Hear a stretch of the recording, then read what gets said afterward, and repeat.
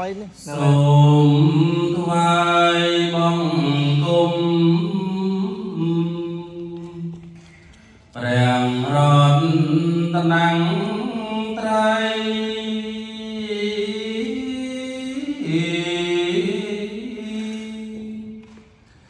សូមជាងចង់រៃតោសាំងនោះ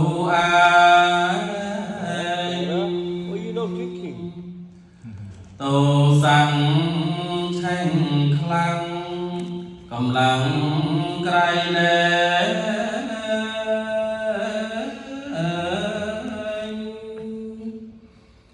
តែឲ្យដងវេ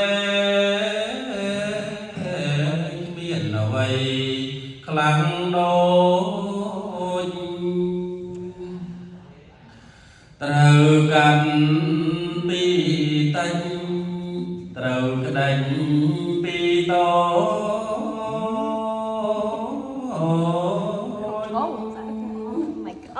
តែឲ្យអត់រួចផុតតុងដែលខំអ្នកប្រាជ្ញបុរាណបានឲ្យដំណឹង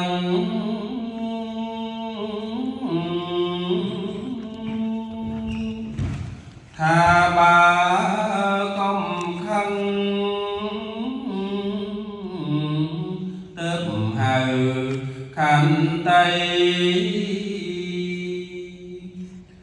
ឲ្យគេឈ្នះចំយើងកុំខឹងអ្វី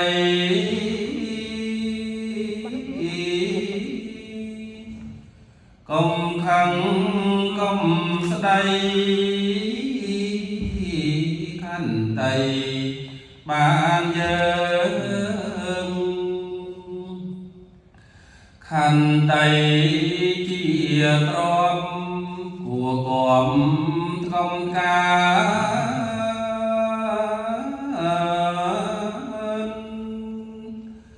លើងទ្រព្យកើតឡើងក្នុងលោកទាំងមូលខន្តីជារឹងដងជាបណ្ដោ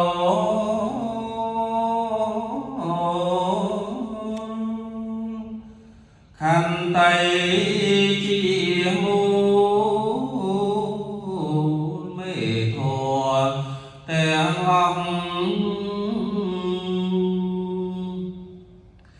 ខន្តីជាយានជាស្ពានសប្បុរស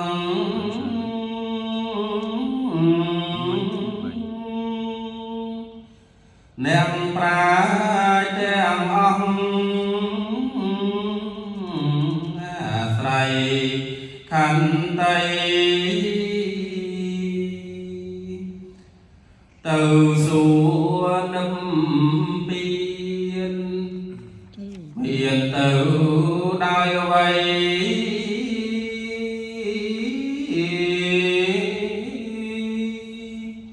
ទៅដោ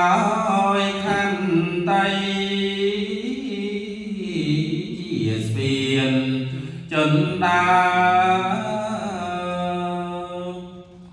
ខន្តីជាសុខស្រណុកប្រសា